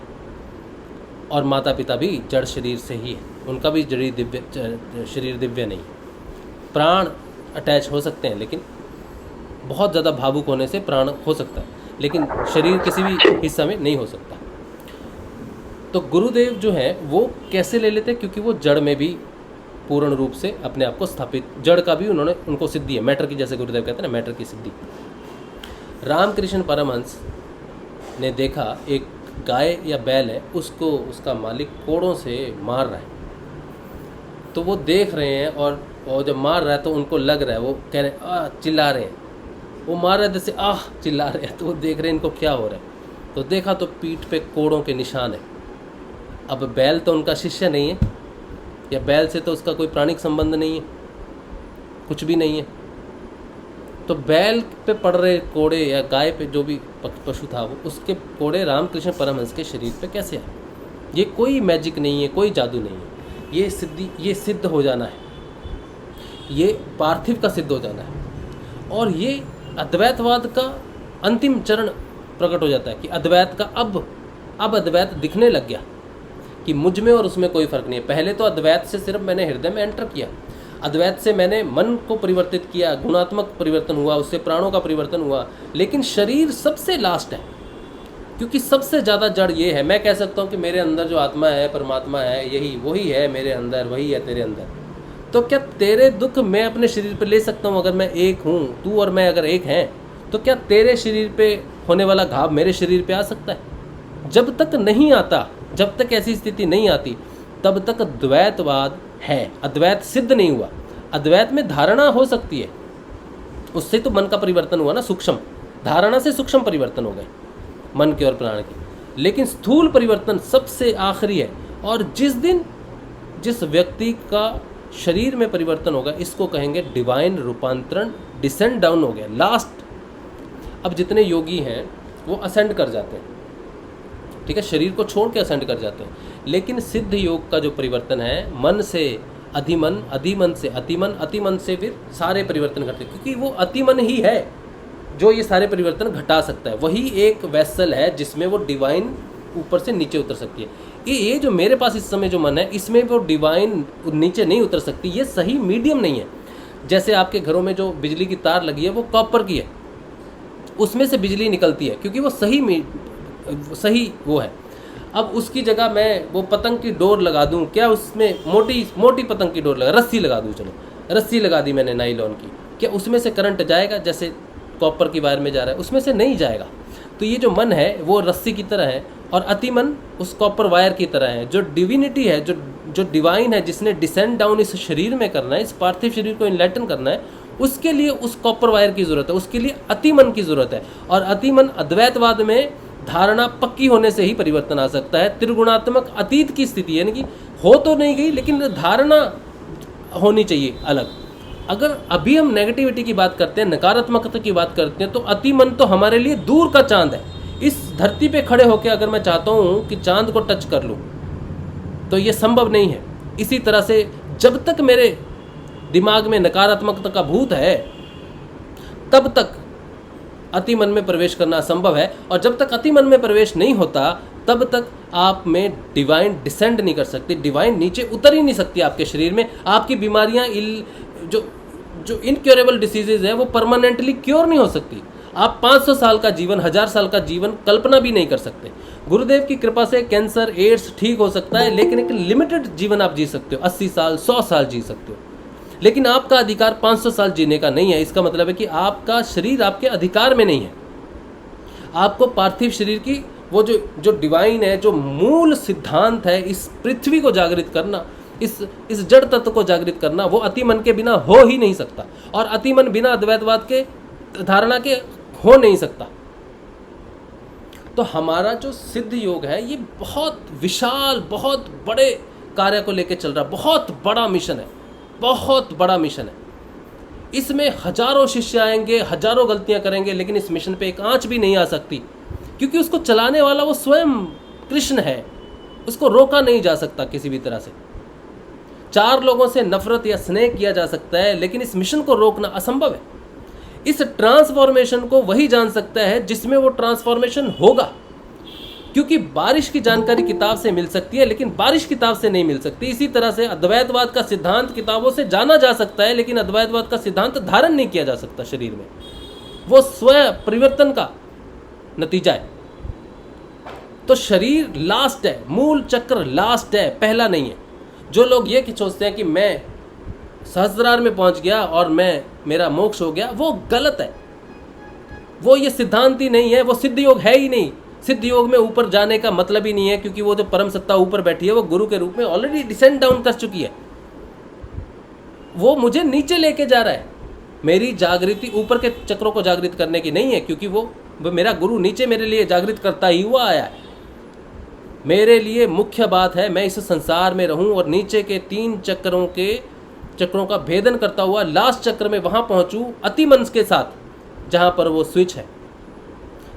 वो स्विच क्या है? वो स्विच है अतिमन स्वयं।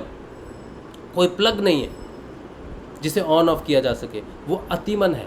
यहां से अतिमन को नीचे लेके जाना है। उस अतिमन की सत्ता जब पूरे नीचे तक चले जाएगी, वो स्वयं इनलाइटनमेंट है। जहां अतिमन है वहीं रोशनी है, क्योंकि अतिमन से ही आनंद की शुरुआत है और कृष्ण आनंदमयी है और कृष्ण ही लाइट है। यहाँ पे जो 3 आनंद, चित्त और सत्य की जो धारा है वो कृष्ण है, आनंदमयी कृष्ण है। 5वें कोश से उसका सत्ता शुरू होती है, जिसे आनंदमय कोश कहते हैं। वो विज्ञान के बाद की बात है। तो वो आनंदमयी कृष्ण जो है, जिसके साथ वो योग करता है, कृष्ण का योग सिर्फ और सिर्फ अतिमन के साथ हो सकता है। साधारण मन के साथ उसका योग नहीं हो सकता। तो उसके साथ अगर योग करना है तो अतिमन में ट्रांसफॉर्मेशन पहला जरूरी है। और जो कृष्ण है वही रोशनी है, वही इनलाइटनमेंट है। और वो जब अतिमन नीचे जाएगा, मूल धारा में जाएगा, तो वो जो स्विच है जो यहाँ पर है वो वहाँ उसका कनेक्शन हो जाएगा। तब जाके रोशनी होगी सारी, तब जाके इनलाइटनमेंट होगी, तब जाके वो पूर्ण सिद्धि होगी। तो ये जो बात है, जो सिद्ध योग की जो बात हम कर रहे हैं, ये बहुत विशाल है। इसको अपने अभ्यास से समझने की ज़रूरत है। टीका टिप्पणियों में बहुत समय मैंने देखा है नष्ट होता है लोगों का। ये अपना माइक बंद कर लीजिए, पूजा जी माइक बंद कर लीजिए। हाँ, तो जो टीका टिप्पणियों में हम सोचते हैं कि हम डिफाइन करने की कोशिश करते हैं बाहर की स्थितियों को लेके कि सिद्ध योग क्या है, ये सही नहीं है। अगर आपने सिद्ध योग डिफाइन सच में करना है या सिद्ध योग की जानकारी आप किसी को देना चाहते हो तो आप अपने परिवर्तन को दो। आपका परिवर्तन ही आपका सिद्ध योग है। आपके लिए सारा सिद्ध योग तो बहुत बड़ा है, लेकिन आपके लिए सिद्ध योग वही है जितना परिवर्तन आप में घटित हुआ है। अब आप देखो, जितने भी लोग बात करेंगे गुरुदेव के बारे में या गुरुदेव के मिशन के बारे में, वो सिर्फ अपने उस चीज़ की बात करते जो उनके इसमें आ चुका है, एक्सपीरियंस में आ चुका है, जो अनुभव में आ चुका है, वही उनके लिए सिद्ध योग है। अलग अलग लोग बात करते हैं ना गुरुदेव की, आप सुनते हो ना, तो उनकी बातों में आपको पता चलेगा कि वो जो बात कर रहे हैं वही उनकी जानकारी है, वहीं तक वो सिद्ध योग में पहुँचे।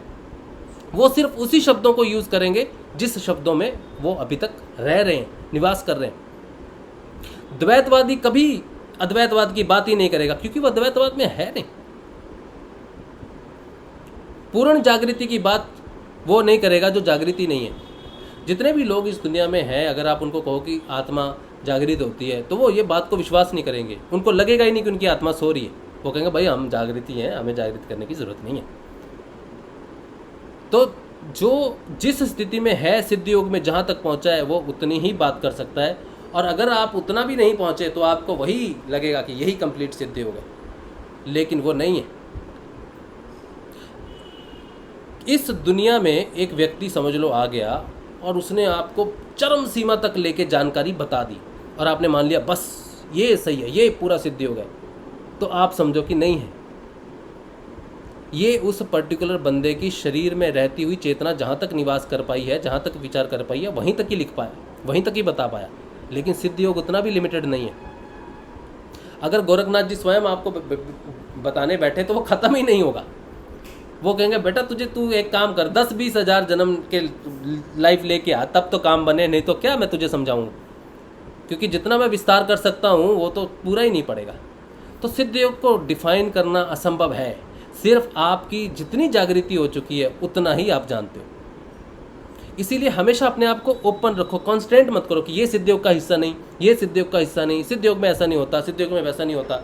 सिद्ध योग में पता नहीं कैसा कैसा क्या क्या होता है जो हमारी जानकारी में नहीं। हम क्या है, कुछ भी नहीं है, कुछ भी नहीं है। एक पत्थर जो एक जगह पे पड़ा हुआ है, उसको पूछो भाई तू संसार घूम के आया है, वो कहेगा भाई मैं तो यहीं पड़ा हूँ पिछले कई सालों से, मुझे क्या पता, मुझे तो बस आसपास भी नहीं, मुझे तो खुद मैं स्वयं को नहीं देख सकता, मैं तो खुद अंधकार में हूँ, संसार देखना तो दूर की बात है।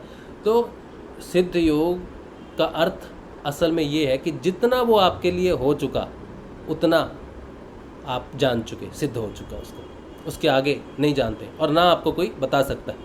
बताने वाला भी पूरा नहीं जानता, क्योंकि जानना का विषय सिर्फ और सिर्फ ये वैखरी, ये मध्यमा, यहाँ तक, यहाँ ज्ञान है, अर्थ है, और ज्ञान नीचे पशंति में।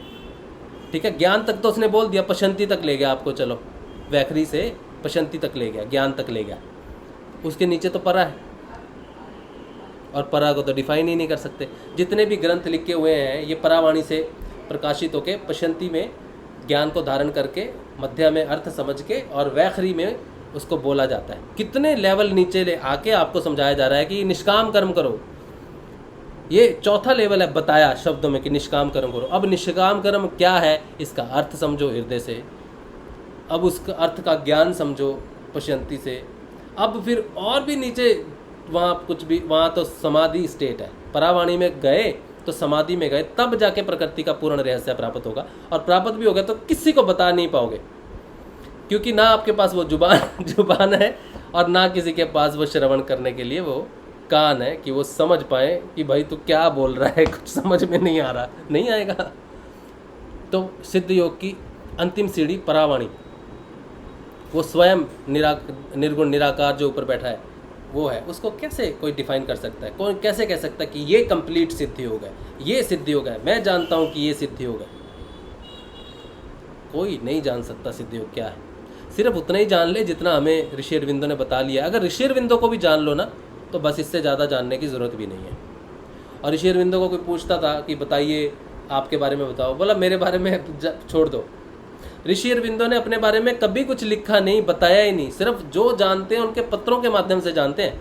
ऋषि अरविंदो के पास उनका लिखा हुआ ही नहीं समझ में आता। वो अपने बारे में अगर बताएंगे, उनके जीवन के बारे में कोई नहीं जानता, ऋषि अरविंदो के बारे में कुछ नहीं लिखा उनके जीवन के बारे में, सिर्फ उनके पत्रों के माध्यम से श्री माँ ने जो उनसे बात की और श्री माँ जितना बता सकी समझा सकी उनको उतना। लेकिन ऋषि अरविंदो के जीवन के बारे में 2% भी शायद जानकारी नहीं है। इतना रहस्यवादी उनका जीवन है, क्योंकि वो क्या बताएं अपने बारे में, अपने ट्रांसफॉर्मेशन बारे में बताएंगे तो किसको बताएं कि कैसे ये ट्रांसफॉर्मेशन हुआ। फिर उन्होंने लिखा, फिर भी वो मन की अतिमन, अधिमन, लाइटेड मन, स्पिरिचुअल मन, ऐसा मन के बारे में अलग अलग उन्होंने फिर भी लिखा जितना वो समझा सकते थे। तो जैसे जैसे चेतना बढ़ेगी वैसे वैसे ज्ञान प्राप्त होगा, वैसे वैसे सिद्ध योग जो है वो प्रकट होगा। इसीलिए अपनी खिड़कियां हमेशा ओपन रखो, गुरुदेव का नाम लेके ओपन रखो। वो नेगेटिव पकड़ लेगा, वो पॉजिटिव पकड़ लेगा, इस डर में बैठो। गुरुदेव का ध्यान में बैठो ओपन करके, तब जाके आपके पास ज्ञान प्रकट होगा। अगर हम पहले ही कंजस्टेड हो गए, इस व्यक्ति की नहीं सुननी, उस व्यक्ति का नहीं सुनना, ये नेगेटिव है, ये पॉजिटिव है, इससे दूर। मैंने बहुत कीचड़ देखा है, मैं अपना खुद का अनुभव बता रहा हूँ आपको।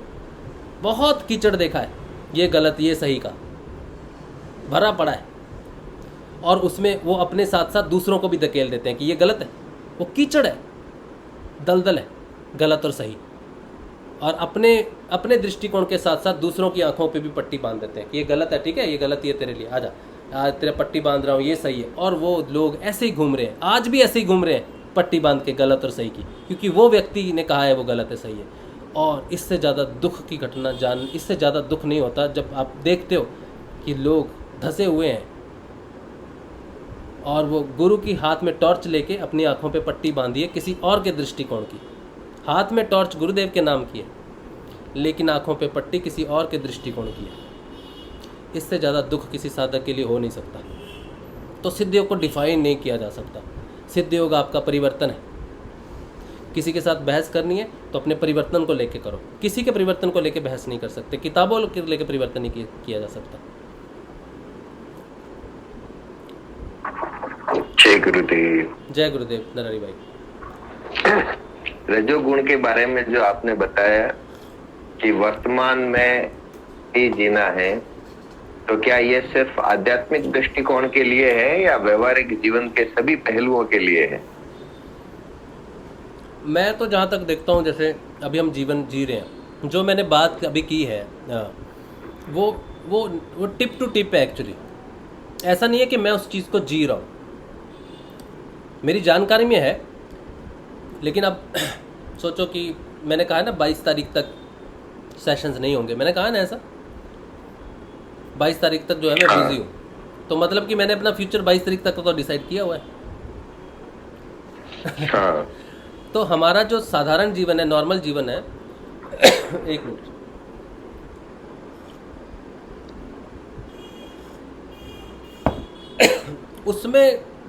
उसमें आप प्लानिंग तो रहती है कि हाँ जीवन में मैंने जाना है, टिकट बुक करनी है, कल मेरी टिकट बुक है।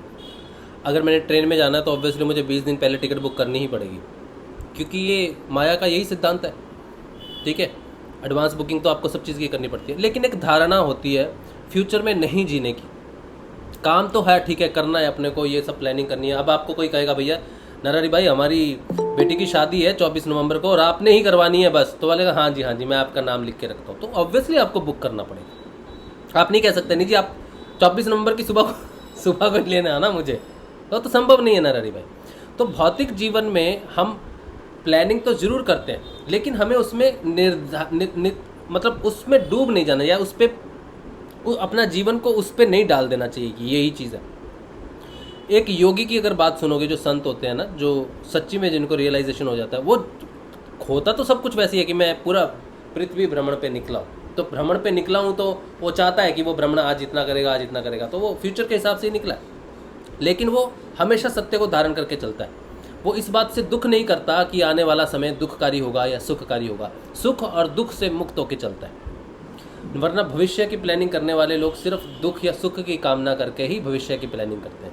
अगर आपकी प्लानिंग सुख और दुख से परे है तो वो आप रजोगुण से मुक्त की बात करते हो कि हाँ निकले हैं, वो सुख हो दुख हो काम करके वो तो होना ही है। तो गुरुदेव कहते हैं भाई ये इसकी ड्यूटी है, ये साथ लास्ट तक छोड़ेगा नहीं, तो वो कर रहे हैं ड्यूटी, लेकिन उसमें कोई सुख या दुख या कोई गेन नहीं है। गुरुदेव पे कोई केस कर रहा है तो गुरुदेव उल्टा केस नहीं कर रहे, बोला वो सब उसका है, मुझे किसी बंधन में कोई बांध नहीं सकता, किसी भी प्रकार के बंधन में गुरुदेव को कोई बांध ही नहीं पाया। केस भी कर दिया, उस बंधन में नहीं बंधे गुरुदेव।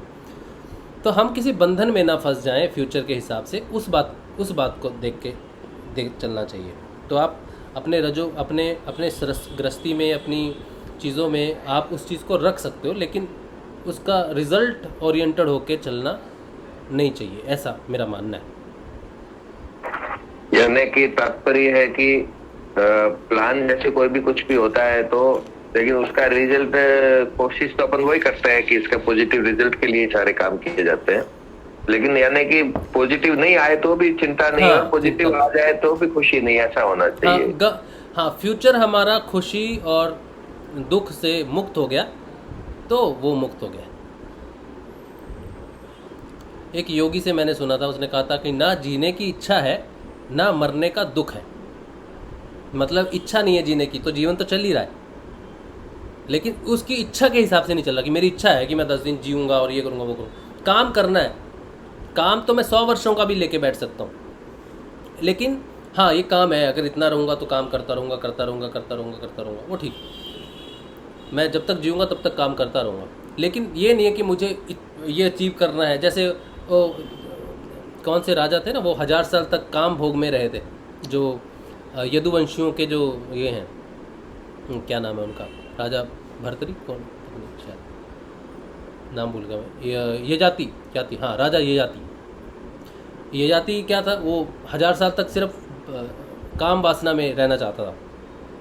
तो बाद में जब यमराज उसको लेने आते हैं तब वो कहते हैं कि मैंने सुख को नहीं भोगा, सुखों ने मुझको भोग लिया, मैंने दुखों को नहीं भोगा, दुखों ने मुझको भोग लिया, तो मैंने काम को नहीं भोगा, काम ने मुझे भोग लिया। तो वो वहाँ पर वही उसी चीज़ की चर्चा करते हैं, वही चीज़ बताते हैं कि हम नहीं भोगते सुख और दुख को, फ्यूचर में आने वाले सुख और दुख हमें भोगने के लिए बैठे हैं कि मैं तुझे भोगूंगा। तो वो सहजता से निकल जाए तो सुख है या दुख है फ़र्क नहीं पड़े, तो वो आनंदमय स्थिति है, वहाँ पे मुक्ति है। लेकिन जब सुख और दुख आपको भोग कर रहे हो, यानी कि आप सुख में सुखी हो और दुख में दुखी हो, तो आपका भोग किया जा रहा है, आप भोग नहीं कर रहे। ये राजा ययाति की शिक्षा है 1000 साल काम भोग करने के बाद। तो जब तक हम पे प्रभाव पड़ रहा है तो हम माया हमको भोग रही है, बस ये जानना चाहिए। और जब वो मुक्त हो गया हर स्थिति में, तब ठीक है, समझना चाहिए कि हाँ बराबर। 22 तारीख का आप रोज बताते हो, क्या है 22 तारीख तक का मतलब प्लान आपके, कि आप मना करते हो? हाँ, एक्चुअली अभय के लिए साइंस स्ट्रीम का टेस्ट है।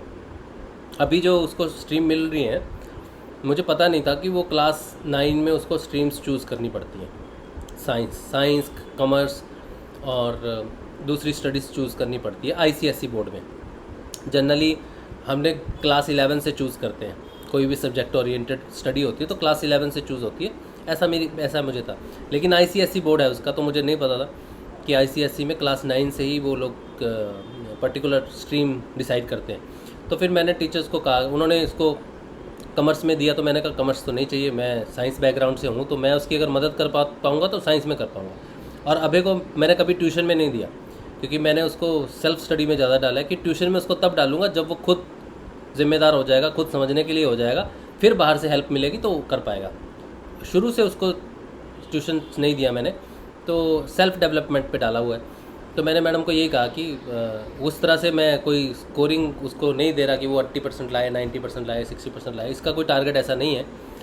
जस्ट उसका personal development, motor skill development class 10 तक होता रहे स्वयं, उस हिसाब से उसको मैं कैरियर गाइडेंस दे रहा हूँ। लेकिन अब आपने अचानक बोल दिया साइंस स्ट्रीम, तो मुझे मौका दीजिए, I will prepare him for the science properly, और फिर आप टेस्ट लीजिए उसका, और फिर उसके बाद अगर संभव होगा तो दीजिए। तो 22 तारीख तक उसका टेस्ट है, वो 19 से लेकर 22 तक, तो मुझे ही उसको स्टडी करवानी है, मेरे बिना वो नहीं, क्योंकि उसके पास और कोई टीचर नहीं है, ना बाहर ना अंदर, कोई भी नहीं है, सिर्फ मैं ही टीचर हूँ उसका। तो मुझे ही सुबह नोट्स बनाने हैं, पढ़ाना है, अभी भी मुझे पढ़ाना है उसको, तो हर समय सिर्फ मैं पढ़ाऊँगा तो वो उसका करियर डिसाइड होगा, वरना नहीं हो सकता। इसीलिए गुरुदेव से मैंने 22 तारीख तक का समय मांगा है, तो वही बात है बस। बराबर, बिल्कुल। जय गुरुदेव। जय श्री गुरुदेव।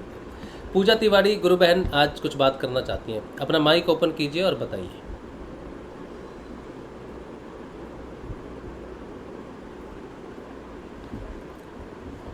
हेलो प्रणाम। हाँ, जय श्री गुरुदेव। बोलिए गुरुबहन। मुझे अपने बेटे के लिए बात करनी थी। मेरे बेटे का अभी फिर से सर्जरी होने वाली है। हाँ, लास्ट टाइम जब वो 2.5 साल का था तब हुआ था, फिर डॉक्टर ने फिर से उसके हार्ट में ब्लॉकेज आ गया, तो फिर से सर्जरी होने जा रही है। अच्छा तो मुझे रश्मि ने आपका नंबर दिया था आपसे बात करने के लिए। अच्छा।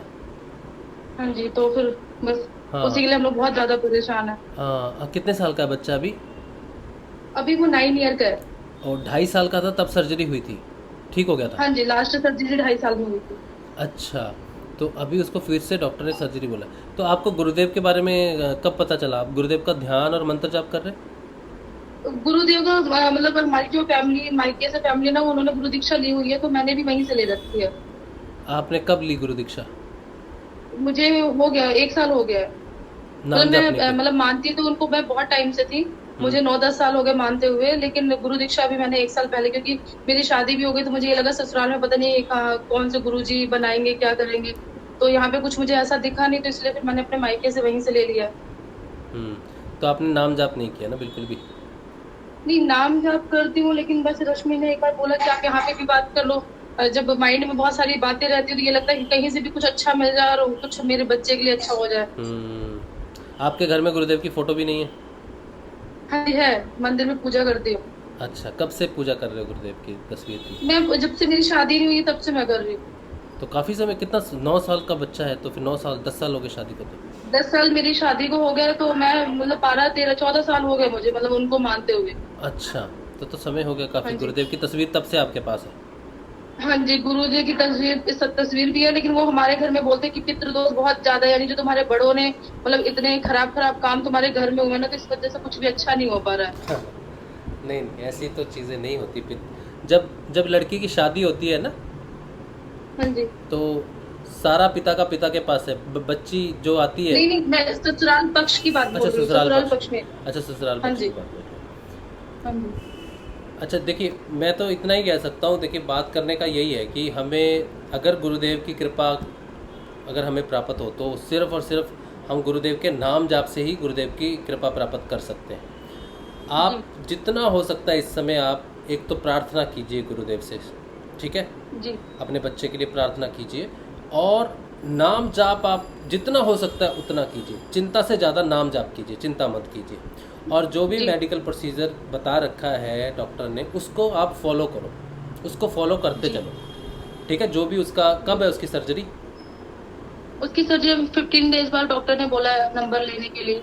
तो चेक होगा उससे पेमेंट पहले? वगैरह हो गई है, पेमेंट हो गई, ब्लड डोनेट हो गया है, बस अच्छा। अभी डेट लेनी बाकी है। अच्छा अच्छा, तो आप एक काम करो। आप देखो, चीज़ें कई तरह की होती है गुरु बहन। ज़रूरी नहीं है कि चीज़ें सिर्फ घर में बैठ के ठीक। कई बार किसी चीज़ का ऑपरेशन होना भी ज़रूरी है। ऐसे कई शिष्य हैं गुरुदेव का जिनका ऑपरेशन हुआ, नाम जपते बाद भी उनके ऑपरेशन की ज़रूरत थी, तो उनका ऑपरेशन हुआ है, ठीक है? हाँ तो जी। आप ऑपरेशन अच्छा हो जाए, ठीक है? अगर ऑपरेशन जी। भी होता है तो ऑपरेशन में कोई दिक्कत ना हो बच्चे को, बच्चा स्वस्थ होकर घर अच्छा होकर वापस आए।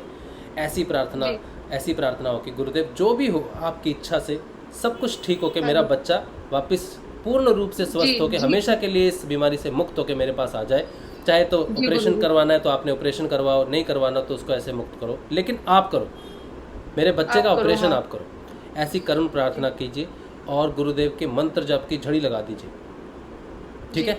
जब तक बच्चे का ऑपरेशन हो रहा है उसके बाद भी आपको करना ही है, लेकिन रोज बच्चे को गुरुदेव के चरणों को, गुरुदेव के फोटो को बच्चे के माथे पे यहाँ पे टच करवाओ। रोज स्पर्श गुरुदेव की पिक्चर का उनके हार्ट पे और उनके माथे पे दे के नमस्कार बच्चे से करवाओ, और बच्चे को बिठा के अपने पास उसका हाथ पकड़ के कहो कि चल नाम जपते हैं दोनों माँ बेटा बोल के, ठीक हाँ है? जी। ऐसा उससे स्वयं से कुछ जाप कराओ, स्वयं उसके मन में करो। तो इस वक्त आपके पास भगवान का, ईश्वर का स्वरूप है गुरु, वो स्वयं जी। परब्रह्म है। इस बात की कोई मतलब इसमें कोई द्वैत नहीं है, इसमें कोई वो नहीं है जी। कि ये नहीं है, वो है। और अपने बच्चे जी। को फोटो पकड़ के, हाथ पकड़ के दोनों माँ बेटा दोनों नाम जाप करो, और गुरुदेव से प्रार्थना करो कि जो आपने मेरे बच्चे के लिए डिसाइड किया है ऑपरेशन से ठीक हो, बस ठीक हो के मेरा बच्चा मेरे पास हो जाए। ऐसी करुण प्रार्थना करो, जी ठीक है? महाराज जी। सब कुछ गुरुदेव पे छोड़ के चलो और नाम जाप करते रहो, अच्छे से नाम जाप करना, ठीक है? और जरूर बच्चा जी। ठीक हो जाएगा, जरूर। हम सब की हाँ जी। मंगल कामना है, प्रार्थना है गुरुदेव से कि गुरुदेव अपने शिष्य की लाज रखें और उसको नया जी। जीवन दान दें। ये हम सब की प्रार्थना है। ठीक है गुरु बहन? ठीक है, हाँ जी, थैंक यू चलिए। थैंक यू थैंक यू गुरु जी। जय श्री गुरुदेव। जय, मैं आपका गुरु भाई, ठीक है? जय श्री गुरुदेव। जी जी हाँ, गुरु जी। बच्चा दिखाइए, बच्चे से बात करेंगे। हाँ, एक मिनट दिखा दो। अंश अंश भेज रहा हूँ। एक मिनट। हाँ जी, कोई बात नहीं, बुलाइए। अंश जल्दी आओ, अंश जल्दी आओ। आराम से, कोई जल्दी नहीं।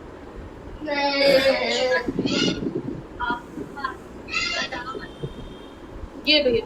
हेलो, जय श्री गुरुदेव बेटे। जय गुरुदेव। जय श्री गुरुदेव, जय श्री गुरुदेव। कैसे हो आप अंश? सब बढ़िया गुरुदेव। हाँ, तो गुरुदेव का नाम क्या है?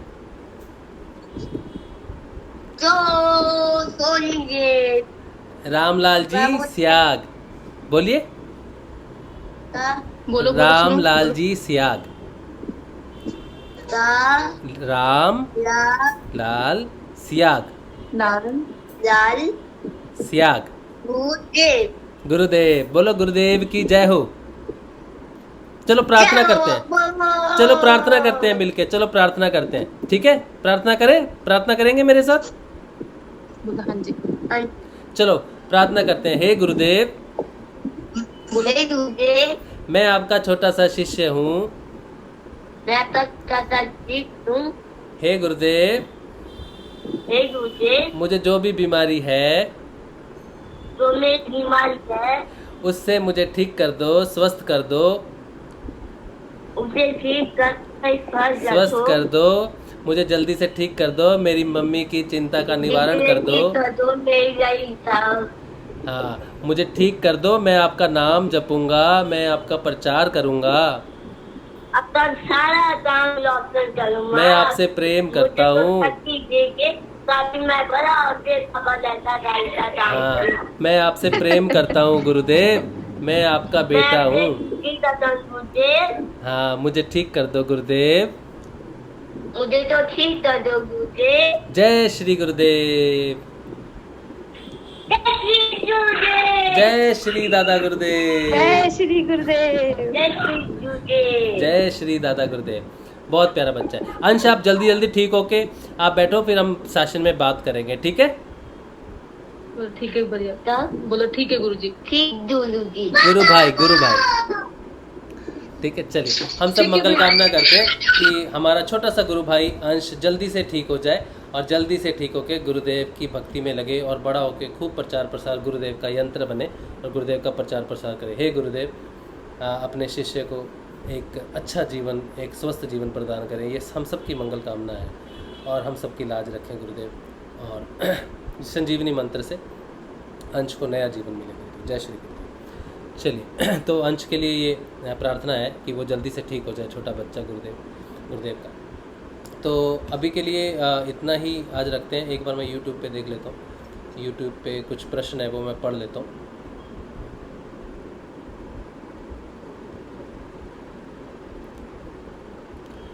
प्रीति बहन कह रही है, जय गुरुदेव जी, मैंने नवरात्रि 9 दिन निर्जला व्रत किया बिना कुछ खाए पिए, जो आज पूरा हुआ। क्या माता का व्रत लेने से गुरुदेव का ध्यान का कोई संबंध है?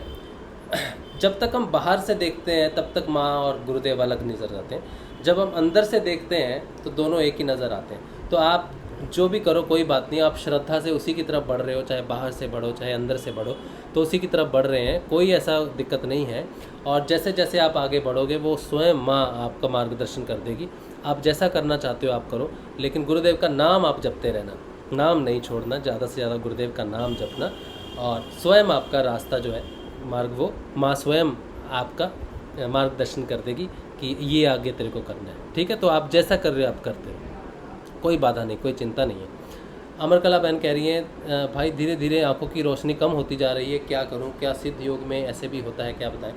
रोशनी थोड़ी कम हो सकती है, उम्र के हिसाब से भी हो सकती है, ठीक है? मेरी भी आगे की नज़र थोड़ी कमज़ोर हो रही है। आज मुझे एक व्यक्ति मिले बाज़ार में, उनको नज़र की बहुत प्रॉब्लम है। आज मैंने उनको गुरुदेव की जानकारी दी है, और वो पहले पोस्टर्स वगैरह लिखते थे, अब काम नहीं कर पा रहे, 1 साल से आँखों में पानी जम गया है रेटिना में। तो मैंने उन्हें कहा है कि आप गुरुदेव का ध्यान करो तो आपकी रोशनी ज़रूर वापस आ जाएगी। तो सिद्ध योग में सारी बीमारियां ठीक होती हैं, ऐसा जान के ही मैंने उन्हें ये इन्फॉर्मेशन दी है। और अगर आपकी कोई ऐसी कोई बीमारी है या कुछ भी किसी वजह से हो रहा है तो ये ज़रूर ठीक हो जाएगी, लेकिन उम्र का कुछ तकाजा ज़रूर होता है। जब तक हमारी बॉडी रूपांतरण नहीं होता तब तक ये बीमारियां, नज़र कम होना या ऐसी सर्दी खांसी जुकाम ये सब होना, ये सब चलता रहेगा। तो उसमें दिक्कत नहीं करो कि ये सिद्ध योग में हो सकता है कि नहीं हो सकता है। शरीर में ये चीज़ें हो सकती हैं जब तक हमारा डिवाइन रूपांतरण ना हो, इसलिए हमें नाम जाप करना चाहिए। कोई चश्मा लगे तो कोई दिक्कत नहीं है, गुरुदेव को भी तो चश्मा लगा ही हुआ था ना, तो कोई दिक्कत नहीं है बहन, ठीक है।